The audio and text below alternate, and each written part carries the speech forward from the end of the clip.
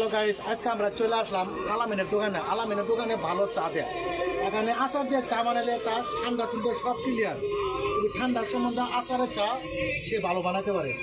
যদি চা খাইতে চান তাহলে গাজীপুর বাজার আলামিনের চার দোকানে চলে আসবেন।